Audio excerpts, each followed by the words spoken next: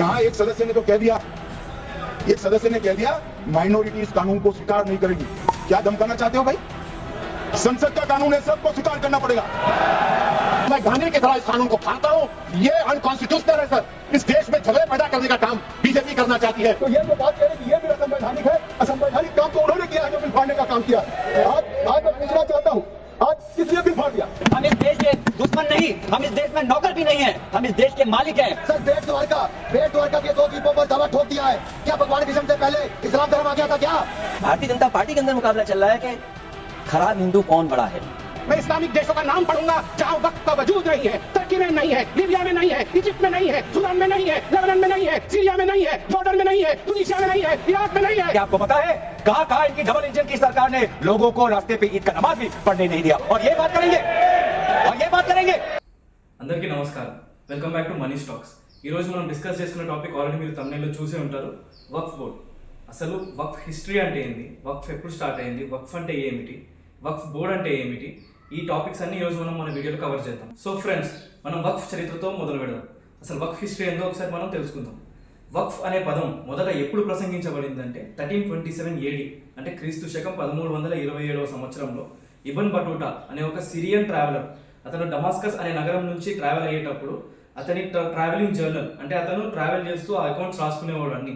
ఆ అకౌంట్లో first time వక్ఫ్ అనే పదాన్ని ఉపయోగించబడింది. అసలు ఆయన కాంటెక్స్ట్లో వక్ఫ్ అంటే ఏమిటి?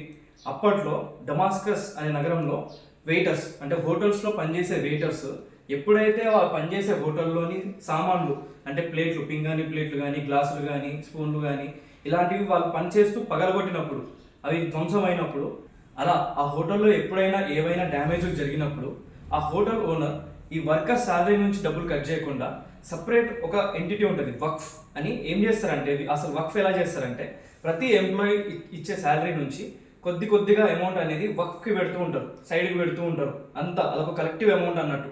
సో ఇట్లాంటి డ్యామేజెస్ కానీ, ఇట్లాంటి ఏమైనా అన్ప్రిడిక్టబుల్ ఏమైనా జరిగినప్పుడు, అనుకోని పరిస్థితులు ఏమైనా ఇలాంటి ఎదురైనప్పుడు ఆ వక్ఫ్ దాని నుంచి అమౌంట్ తీసుకొని వాళ్ళు మేనేజ్ చేసుకుంటారు. సో అది అసలు వక్ఫ్ కాంటెక్స్ట్. ఫ్రెండ్స్, వక్ఫ్ అనేది ఒక పర్షియన్ పదం. అంటే దాని అర్థం ఏమిటంటే, క్షుణ్ణంగా చూసుకుంటే వక్ఫ్ అంటే నేను దేవుడికి సమర్పించుకున్నా అని అర్థం. అంటే నేను దేవుడికి ఇచ్చేసుకున్నా అని, ఇంకా దాని మీద నాకు ఎటువంటి హక్కు లేదు అని దాని అర్థం. ఏ వ్యక్తి అయితే ఆ వక్ఫ్ని ప్రకటిస్తాడో ఆ వ్యక్తిని వాకిఫ్ అని అంటారు. వాకిఫ్ అంటే వక్ఫ్ని ప్రకటించేవాడు. అంటే ఇప్పుడు నాకు ఒక ఆస్తి ఉంది, అది నేను వక్ఫ్ చేసినాను అనుకో, నన్ను వాకిఫ్ అని పిలుస్తాడు.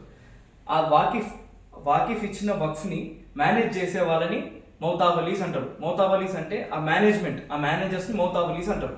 అసలు ఫ్రెండ్స్, వక్ఫ్ అంటే సిమిలర్ టు ఈ రోజులలో మన దగ్గర మనం చూసుకుంటాం, చాలా ఉంటాయి చారిటబుల్ ట్రస్ట్లు, చారిటబుల్ ఫండ్లు, ఆల్మోస్ట్ సిమిలర్ టు అట్లాంటిదే. వక్ఫ్ కూడా అలాంటిదే. వక్ఫ్ ఏంటంటే పర్మనెంట్ ఉంటుంది, డిజాల్వ్ చేయలేము. కానీ చారిటబుల్ ట్రస్ట్లను ఏం చేయొచ్చు, మనం డిజాల్వ్ చేయొచ్చు, దాన్ని ప్రైవేటైజ్ చేయొచ్చు. సో ఇట్లాంటివి ఉంటాయి. కానీ వక్ఫ్ అలా కాదు. వక్ఫ్ ఏంటంటే కంప్లీట్ ఓనర్షిప్ గాడే. దానికి ట్రస్ట్ మెంబర్స్ ఇవి ఎవరు ఉండరు. మౌతావలీస్ అని మనం ఇందాక మాట్లాడుకున్నట్టు ఆ మేనేజర్సే ఉంటారు. వాళ్ళే వక్ఫ్ ప్రాపర్టీస్ని మేనేజ్ చేస్తారు. వాళ్ళకి కూడా కొన్ని రూల్స్ ఉంటాయి ఇస్లామిక్ లా ప్రకారం. ఏంటంటే వాళ్ళు ఆ వచ్చిన ఆస్తిని, వక్ఫ్గా వచ్చిన ఆస్తులను కానీ, స్థిరాస్తులు కానీ, చరాస్తులు ఎలాంటివైనా వాటిని ఆల్టర్ చేయలేరు. వాళ్ళని వాడడానికి ఓన్లీ చారిటీ, దైవ కార్యం, ఇలాంటివి మంచి నోబెల్ ఇంటెన్షన్స్ ఉన్న కార్యాలనే వాళ్ళు చేయాలి. ఇప్పుడు ఈ వక్ఫ్ అనేది మన భారతదేశంలో ఎలా మొదలైందో ఒకసారి గమనిద్దాం. 1913 1913 ఇయర్లో ముస్లిం వక్ఫ్ వ్యాలిడేటింగ్ యాక్ట్ అనే ఒక చట్టాన్ని ఇస్లామిక్ మత పెద్దలే తీసుకొని వచ్చినారు. ఈ యాక్ట్లో ఏం చేసినారంటే, ఈ యాక్ట్లో ఏం చేసినారంటే అసలు వక్ఫ్ అనే బోర్డు ఎలా నడుచుకోవాలి, వక్ఫ్ రూల్స్ ఏంటి, వక్ఫ్ అంటే అసలు ఆ వక్ఫ్ అనేది ఎలా జరగాలి అనేది వాళ్ళొక సన్నద్ధం చేసుకున్నారు. తర్వాత 1923 1923లో ముస్లిం వక్ఫ్ యాక్ట్ దాన్ని కొన్ని తీసుకొని వచ్చినారు. ఆ యాక్ట్ ప్రకారం ఏంటంటే అప్పుడు వాళ్ళు ఈ ల్యాండ్ అక్విజిషన్ స్టార్ట్ చేసినారు 1923లో. అంటే ఈ భూమి వక్ఫ్కి చెందింది, ఈ భూమి వక్ఫ్ది అని వాళ్ళు అప్పుడు స్టార్ట్ చేసినారు. తర్వాత 1954లో మన ఇండిపెండెన్స్ తర్వాత సెంట్రల్ వక్ఫ్ యాక్ట్ అని ఒక కాన్స్టిట్యూషన్ పరంగా దానికి కొన్ని ప్రొవిజన్స్తో పాటు, దానికి కొన్ని రూల్స్తో పాటు, రెగ్యులేషన్స్తో పాటు ఒక సెంట్రల్ వక్ఫ్ యాక్ట్ దీన్ని తీసుకొని వచ్చినారు. దీని తర్వాత 1995లో ఫైనల్ వక్ఫ్ యాక్ట్ అనేది రూపుదిద్దుకుంది. ఈ వక్ఫ్ బోర్డ్ అనేది దశల వారీగా ల్యాండ్ అక్విజిషన్ చేసుకుంటూ అది ఎంత పెద్దగా పెరిగిందంటే ఆ బోర్డ్ అనేది అదొక రాజ్యంలో ఇంకో రాజ్యం లాగా. అంటే ఇంగ్లీష్లో ఒక పదం ఉంటుంది, స్టేట్ ఇన్ అ స్టేట్ అని. అంటే స్టేట్, ఇప్పుడు మన భారతదేశం ఒక రాజ్యం, ఆ రాజ్యంలో వక్ఫ్ అనేది ఇంకో రాజ్యంలో ఎదిగింది. అంటే వక్ఫ్కి ఆల్మోస్ట్ వక్ఫ్ కంట్రోల్లో 9.4 లక్షల ఎకరాల భూమి వాళ్ళ కంట్రోల్లోకి వచ్చింది. అంటే 9.4 lakh acres of land was in the control of Waqf board. దాంట్లో మళ్ళీ 8.7 lakh crores విలువ చేసే ఇమ్మూవబుల్ ప్రాపర్టీస్ వచ్చినాయి. అంటే ఆ ప్రాపర్టీస్ ఎలా ఉంటాయంటే గుడులు కానీ, మసీదులు కానీ, పెద్ద పెద్ద కోటలు కానీ, అగ్రికల్చర్ ల్యాండ్స్ కానీ, ఇవన్నీ వక్ఫ్ కంట్రోల్లోకి అక్వైర్ చేయడం స్టార్ట్ చేసినారు. ఈ విధంగా వక్ఫ్ ఏ స్థాయికి ఎదిగిందంటే మొత్తం మన భారతదేశంలో అది 3rd largest land holding institution అవ్వడం జరిగింది. మొదట మనం చూసుకుంటే మొదటి స్థానంలో ఆర్మ్డ్ ఫోర్సెస్ ఉంది. అంటే ఆర్మీ, పారామిలిటరీ, ఇవన్నీ వీళ్ళ ల్యాండ్ హోల్డింగ్ ఫస్ట్ పొజిషన్లో ఉంటుంది. సెకండ్ వచ్చేసి ఇండియన్ రైల్వేస్. దాని తర్వాత 3వ స్థానంలో ఉన్న ఒక institution largest land holding in India చూసుకున్నట్లయితే అది మన వక్ఫ్ బోర్డు. ఈ వక్ఫ్ దగ్గర ఇన్ని ఆస్తులు ఉన్నప్పటికీ ఇది బ్యాంక్రప్సీలోకి ఎందుకు పోయింది, అంటే ఎందుకు దివాలా తీసింది ఈ బోర్డు? ఈ క్వశ్చన్కి 2006లో సచార్ కమిటీ అనే ఒక కాన్స్టిట్యూషన్ బద్ధమైన ఒక కమిటీ ఒక రిపోర్ట్ తీసుకొని వచ్చింది. ఆ రిపోర్ట్లో ఒక చాప్టర్ మొత్తం ఈ వక్ఫ్ ఆకృత్యాలు, వక్ఫ్ ఫెయిల్యూర్ మీదనే ఉంది. వాళ్ళు ఏం వెల్లడించినారంటే వక్ఫ్ బోర్డు దగ్గర ఉన్న ఆస్తులు సరిగ్గా యూజ్ చేసుకుంటే 12,000 crore ఇన్కమ్ జనరేట్ అవుతుంది పర్ యానం. అలాంటి వక్ఫ్ బోర్డు ఇప్పుడు ఎంత సంపాదిస్తుంది సంవత్సరానికి? అంటే ఇది 2006లో రిపోర్ట్ వచ్చినప్పుడు మనం మాట్లాడేది. 2006లో ఎంత సంపాదిస్తుంది అంటే 163 కోట్లు. ఎక్కడ 163 కోట్లు, ఎక్కడ 12,000 కోట్లు. ఈ వక్ఫ్ బోర్డు దగ్గర ఎన్ని ఆస్తులు ఉన్నప్పటికీ ఇది బ్యాంక్రప్సీలోకి ఎందుకు పోయింది, అంటే ఈ వక్ఫ్ బోర్డు దివాలా ఎందుకు తీసింది, ఇది ఒక క్వశ్చన్. అప్పుడు 2006లో కాన్స్టిట్యూషన్ ప్రకారం ఒక కమిటీ ఏర్పాటు చేసినారు. ఆ కమిటీ పేరు సచార్ కమిటీ. ఆ కమిటీ ఏం చేసిందంటే డీప్గా అనలైజ్ చేయడం స్టార్ట్ చేసింది. వక్ఫ్నే కాదు, అసలు ఆ సచార్ కమిటీ ఏం చేసినారంటే social, economical and educational status of Muslim community in India, దీని మీద వాళ్ళు క్షుణ్ణంగా అనలైజ్ చేయడం స్టార్ట్ చేసినారు. అనలైజ్ చేస్తూ వాళ్ళు ఈ వక్ఫ్ బోర్డు మీద ఒక సపరేట్ చాప్టరే ఉంది వాళ్ళ రిపోర్ట్లో. ఏంది ఈ వక్ఫ్ ఫెయిల్యూర్ అసలు ఏంటి, వక్ఫ్లో ఏం జరుగుతుంది, దాని మీద వాళ్ళు చాలా క్షుణ్ణంగా వాళ్ళు పరిశీలించి వాళ్ళకు రిపోర్ట్ తీసుకొచ్చినారు. ఆ రిపోర్ట్ ప్రకారం 2006లో ఇది, అంటే మనము సచార్ రిపోర్ట్ వచ్చినప్పుడు మనం మాట్లాడేది 2006లోనే వక్ఫ్కి ఉన్న ఆస్తులన్నీ సక్రమంగా యూజ్ చేసుకుంటే, వాళ్ళు యూటిలైజ్ చేసుకున్నట్లయితే ఓన్లీ వక్ఫ్ బోర్డ్ ఒకటే 12,000 కోట్ల ఇన్కమ్ జనరేట్ చేస్తుంది పర్ ఇయర్. సంవత్సరానికి 12,000 కోట్ల ఇన్కమ్ జనరేట్ చేసే సత్తా మన వక్ఫ్ బోర్డుకు ఉంది. అట్లా అది కాకుండా అసలు అది ఎంత ఇన్కమ్ జనరేట్ చేస్తుందంటే 163 కోట్లు. అంటే 12,000 కోట్ల జనరేట్ చేసే సత్తా ఉన్న వక్ఫ్ బోర్డు ఓన్లీ 163 కోట్లు మాత్రమే జనరేట్ చేస్తుంది. దీనికి రీజన్స్ కూడా వాళ్ళు రిపోర్ట్లో మనకి ఇవ్వడం జరిగింది. రిపోర్ట్లో రీజన్స్ ఏమి ఇచ్చినారంటే కరప్షన్. ఈ విధంగా ఇంత కరప్షన్తో కూడి ఈ వక్ఫ్ అనేది కంప్లీట్ బ్యాంక్రప్సీలోకి వెళ్ళిపోయింది. సో దాన్ని మనం రివైవ్ చేయాలని ఈ వక్ఫ్ అమెండ్మెంట్ బిల్ తీసుకొని వచ్చినాం. అసలు వక్ఫ్ ఈ సచార్ రిపోర్ట్ ఎప్పుడు వచ్చింది మనకి 2006లో వచ్చింది. కానీ వక్ఫ్ అమెండ్మెంట్ ఎప్పుడు స్టార్ట్ అయింది 2024లో దాని గురించి మనకి ఈ వెలుగులోకి వచ్చింది. ఇంకొక సిచ్యువేషన్ జరిగింది. ఏంటంటే తమిళనాడులో ఒక ఊర్లో ఒక వ్యక్తి వాళ్ళ ల్యాండ్ అమ్ముదామని ట్రై చేసినారు. 1.2 acres ఆఫ్ ల్యాండ్ ఏమో అగ్రికల్చర్ ల్యాండ్ ఉండే వాళ్ళకి. ఆ ల్యాండ్ అమ్ముదామని ల్యాండ్ లార్డ్ అంటే వాళ్ళ ఊర్లో కొనే వాళ్ళ దగ్గరికి వెళ్ళినప్పుడు అక్కడ గవర్నమెంట్ రిజిస్ట్రేషన్లో ఏదో ప్రాబ్లం వచ్చి వాళ్ళు ఈ అమ్మే వాళ్ళకి, సెల్ చేసే వాళ్ళకి చెప్పడం జరిగింది ఏంటంటే మీ ల్యాండ్ వక్ఫ్ కంట్రోల్లో ఉంది, అక్కడ నుంచి ఎన్ఓసి తీసుకొని రండి అని. అప్పుడు అక్కడ జరిగిన ఆ సిచ్యువేషన్తో తెలిసింది ఏంటంటే ఆ గ్రామం, ఆ చుట్టుపక్కల ఉన్న గ్రామాలన్నీ వక్ఫ్ బోర్డ్ కంట్రోల్లోనే ఉన్నాయి. సో వక్ఫ్ అనేది అంత పెద్ద సంస్థ. వక్ఫ్ బోర్డులో అసలు ఎవరు పెద్దలు ఉన్నారంటే మోతావలీస్, అంటే ఆ ముస్లిం మత పెద్దలు. వాళ్ళు మోతావలీస్గా వక్ఫ్ని వాళ్ళు నడిపిస్తున్నారు. ఆ నడిపించే క్రమంలో వాళ్ళు ఏం చేస్తున్నారంటే చాలా కరెక్ట్ అయిపోయి ఆ వచ్చిన వక్ఫ్ ప్రాపర్టీస్ని వాళ్ళు ఒక చారిటీ ప్రాపర్టీ లాగా కాకుండా, దాన్ని ఒక దేవుడికి ఇచ్చిన ప్రాపర్టీ లాగా కాకుండా వాళ్ళకు ప్రైవేట్ ప్రాపర్టీ లాగా యూజ్ చేయడం స్టార్ట్ చేసినారు. అంటే ఇప్పుడు ఒక దగ్గర ఫర్ ఎగ్జాంపుల్ ఒక దగ్గర 100 కోట్ల ఆస్తి, ఒక స్థిరాస్తి, ఒక అగ్రికల్చరల్ ల్యాండ్ వీళ్ళకి ఈ వక్ఫ్ బోర్డుకి వక్ఫ్ లాగా ఒకరు ఇవ్వడం జరిగింది.